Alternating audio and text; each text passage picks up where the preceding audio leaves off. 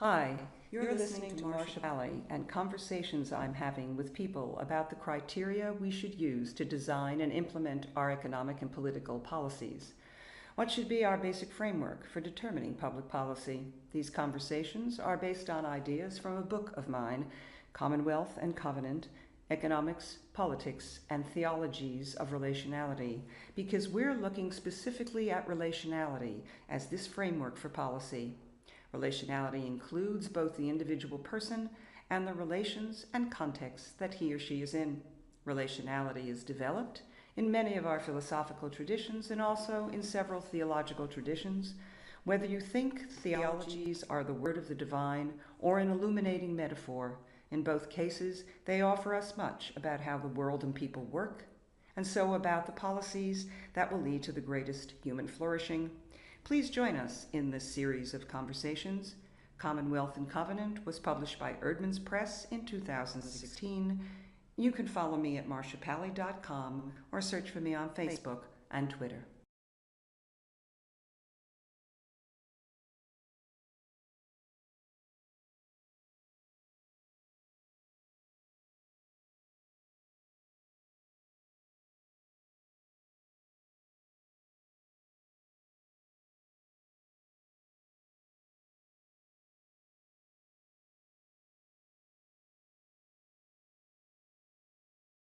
Now, how can we relate this to the interesting, I think, double phenomenon that you can have a kind of individual concerns. I think you were mentioning in particular radical right-wing movements, that they're discontent because their individual concerns are not being met. But to solve that, they retreat into a nationalistic group or a far-right party. Now that looks both individualistic. I'm annoyed that my individualist, often economic, needs are not being supplied. And my solution looks situated in a group, a party, or a nationalistic group, larger group. So that may look like a paradox of individualism or groupness. How can we explain that? Do you want to jump in? How can you explain that apparent paradox? Well, it's solidarity of ones who individually want a solution. They say, we as a group are able to realize our needs when we stick together. Our needs in difference to the others. But when you look back to let's say this national movement, like 30 years ago, you could find 98% of people are, let's say, more or less uneducated, and they have a bad position in the socioeconomic scale. But today, you find people with university degrees, with PhDs, with a high income, and so it's not like a group just of these people. They're just few individuals, let's say 10%. So and they go back to this classical nationalist movements, and this is. Maybe it could be a question of selfishness. Selfishness you can make real with the others. They look to the government like to a telephone company. So I have my wishes, and you have to deliver, or otherwise it's nothing for me, the democracy. So it's like. So let me try to connect this to one of the things we were talking about earlier. Excessive separability can be individualistic for me and my concern. I don't really care much about the outcomes for anyone else. But Luigino Bruni, also an Italian philosopher, also talks about how separability works in a group function, and the group becomes, he says, a gigantic I. And then the group looks to its own benefits without looking to the outcomes to any other groups or individuals or the context or the environment. Right? The group becomes a excessively separated entity. So it's not only the individual person, but a group can make the same move.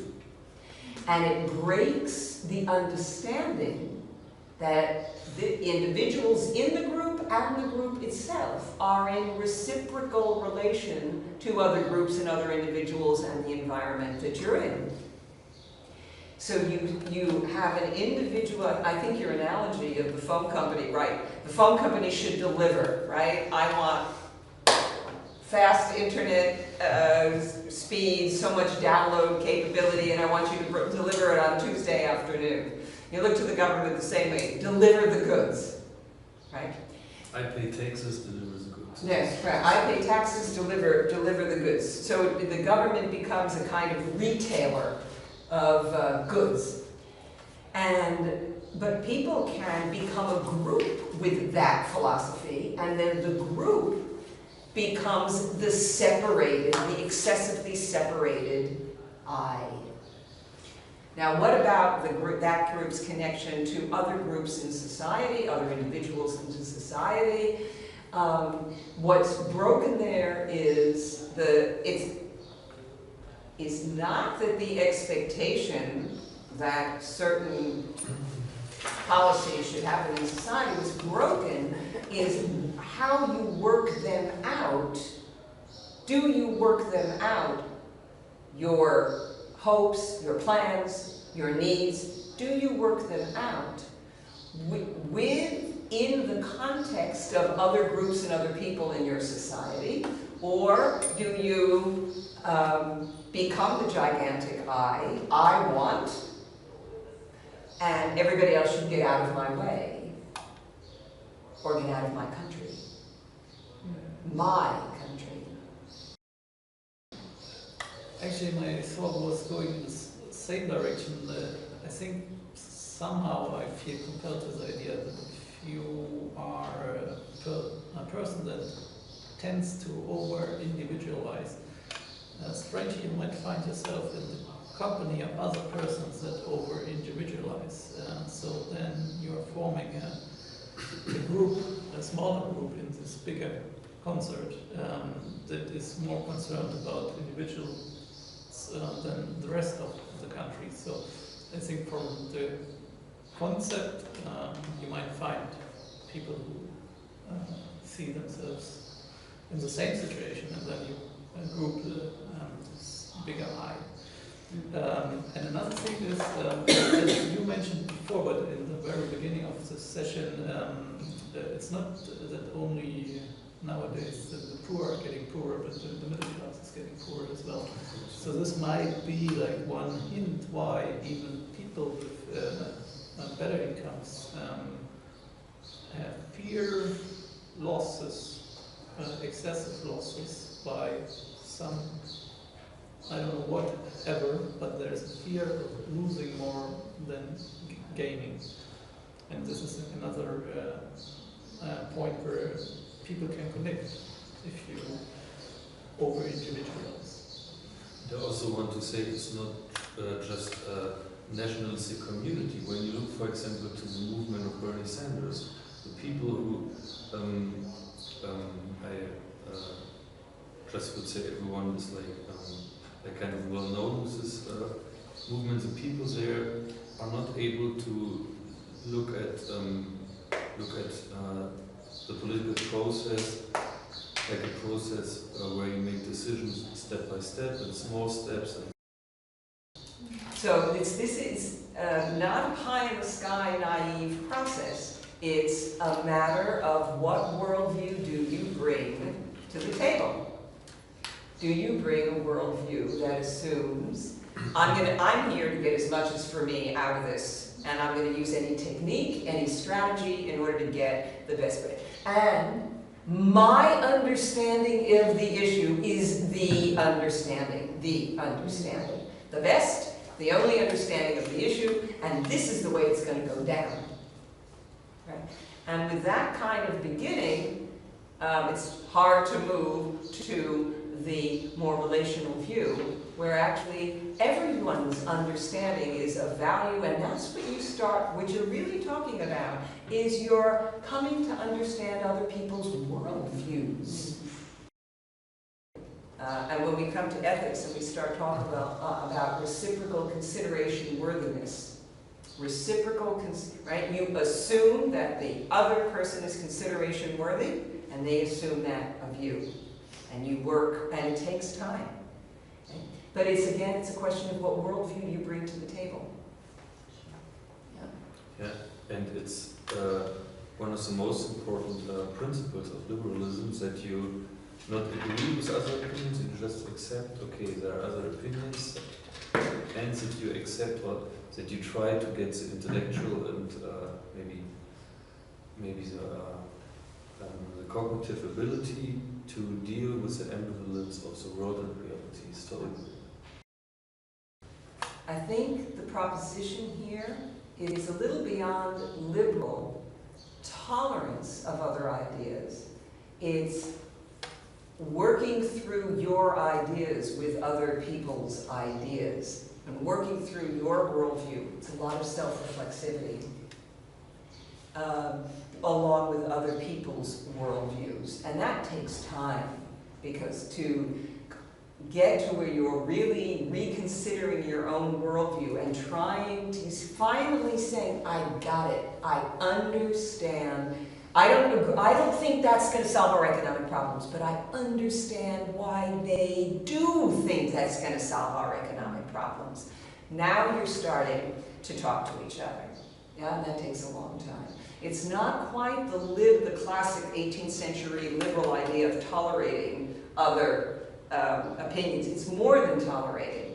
It's working with people whose appreciation and understanding of the world is different from your own, and doing that long enough so that everybody can contribute to a common proposal for the future, right? Where nobody gets everything and everybody gets something. Because if you get a society that has had a lot of trauma, or that starts to fear or anticipate trauma, that will affect the behavior in that society. One of the categories of behavior that it will affect are its child-rearing practices. The idea that you can have threat-sensitive families, but you can also have threat-sensitive cultures or subcultures. Or classes. Economic. Right, groups of varying forms. And she says, and she holds, Narvaez holds, that this is a defense mechanism from suboptimal situations. And it can happen at the family level, but it can also happen to the societal level, at the societal or cultural level.